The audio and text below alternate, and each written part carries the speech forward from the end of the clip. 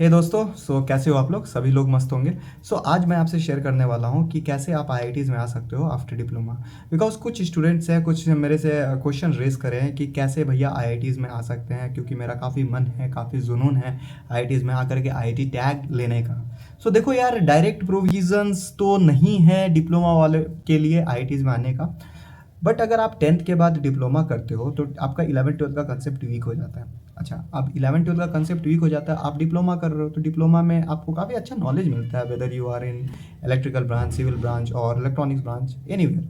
Okay, आपका अपना field है, आपका अपना एरिया है, तो उस एरिया का आप एक्सपर्टाइज बन जाते हो। लेकिन 11th-12th में जो आप इंटीग्रेशंस वगैरह पढ़ते हो, वो सारा थोड़ा-थोड़ा पार्ट आपका मिस हो जाता है। तो आप डिप्लोमा करने के बाद जेईई में एक एडवांटेज क्या दे रखे हैं, अंदर डिप्लोमा वालों के लिए भी उन्होंने फॉर्म निकाला है। मतलब आप जेईई एडवांस, जेईई मेंस का फॉर्म आप डिप्लोमा के बाद भी भर सकते हो। आपका 11th-12th नहीं है, नॉट नेसेसरी, बट आपका डिप्लोमा कंप्लीट होना चाहिए। लेकिन एक दिक्कत वाली बात क्या है ना कि अगर आप ये फॉर्म भरते हो तो जेईई मेंस का रिजल्ट आप सीएफटीआईज के लिए अप्लाई नहीं कर सकते हो। मतलब मेरा कहने का मतलब क्या है कि आप मान लो कि आप डिप्लोमा करें और आपने फॉर्म भरा, आपका जेईई मेंस में अच्छा रैंक आया और जेईई एडवांस आपका अच्छा नहीं हो पाया, तो जेईई मेंस में अच्छा रैंक होने के बावजूद भी आपको एनआईटीज नहीं मिल पाएगा, और डिफरेंट जो भी सीएफटीआईज इंस्टीट्यूट है वो आपको नहीं मिल पाएगा।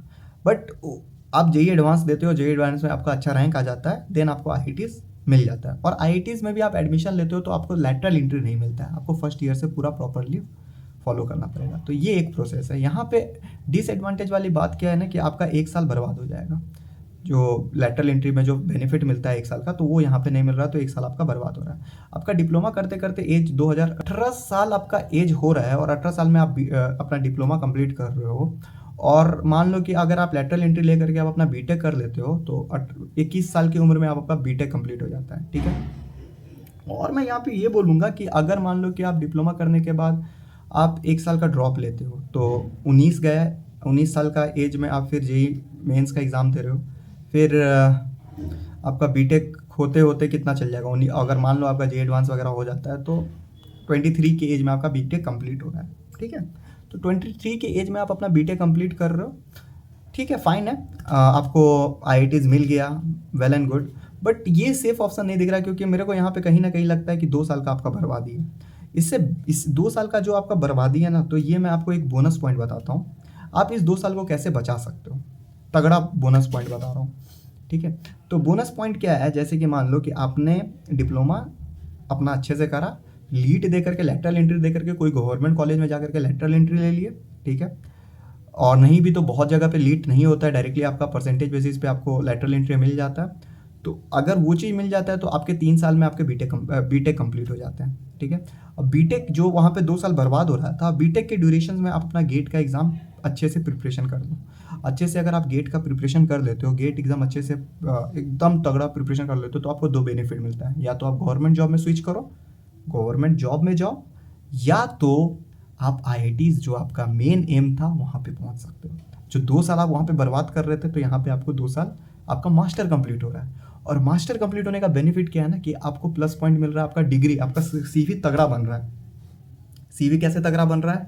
Diploma, BTech, master from IIT. तो इस तरीके से आपका सीवी तगड़ा बन जाता है। और यहाँ पे आने के बाद आपको डायरेक्टली पीएसयूज में भी बैठने का मौका मिलता है। पीएसयूज जो भी रिक्रूट करते हैं डायरेक्टली, तो आपको यहाँ पे कॉम्पिटिशन्स कम हो जाता है औरों के मुकाबले। और क्या होता है कि अगर आपको प्राइवेट कंपनीज में काम करना है, जैसे कि इलेक्ट्रॉनिक्स में एनवीडिया हो गया, कॉलकॉम हो गया, तो इन सब में आपको प्लेसमेंट मिलने का अपॉर्चुनिटी मिलता है, जिसके प्लेसमेंट तगड़े तगड़े ऑफर मिलते हैं, करोड़ों में मिलते हैं। हालांकि मैं पैसे पे कभी भी जज नहीं करता हूँ हैप्पीनेस को, बट अपना अपना पर्सपेक्टिव है। अगर आपके लिए पैसा मेन उद्देश्य है तो ये मैं आपको बता रहा हूँ। और क्या होता है, आपका आईआईटी का टैग मिला, आपको बेस्ट कंपनी मिल गया, और फ्यूचर में आपके पास एक और स्कोप हो जाता है रिसर्च का, पीएचडी वगैरह कर सकते हो, फॉरेन जाने का आपको स्कोप मिल जाता है। तो ये बेटर अपॉर्चुनिटी है। तो यार वही चीज़ मैं बता रहा हूँ, डिप्लोमा कर रहे हो तो डिप्लोमा से आप अपने अच्छे कोई भी गवर्नमेंट कॉलेज से आप ये कर लो, बीटेक कर लो। बीटेक करने के बाद आप गेट का तैयारी अच्छे से करो, और जो भी आपका मन चाहा आईआईटी से, अगर वहाँ पे मन बदलता है तो आप गवर्नमेंट जॉब में चले जाओ गेट के थ्रू, नहीं मन बदलता है तो आईआईटीज़ में आ जाओ, 2 साल मस्त इंजॉय करो, लाइफ देखो आईआईटीज़ का। बस यही है। ऑल दी बेस्ट, और अच्छे से पढ़ाई करो यार, जो भी कर रहे हो बहुत अच्छे से करते रहो। कॉलेज मैटर नहीं करता है, आपका डेडिकेशन मैटर करता है। आप चाहे स्टेट गवर्नमेंट से हो या फिर आईआईटी से हो या फिर प्राइवेट इंस्टीट्यूट से ही क्यों ना हो, सारे कॉलेज इक्विवेलेंट है। देखो इक्विवेलेंट आई मीन अगर आप अच्छा पढ़ते हो तो सब सारे कॉलेज इक्विवेलेंट मैं बोल रहा हूँ। क्यों? क्योंकि अल्टीमेट लास्ट में आपका एफर्ट ही मैटर करता है। अगर आपका एफर्ट तगड़ा है तो कॉलेज मैटर कभी नहीं करेगा, ठीक है।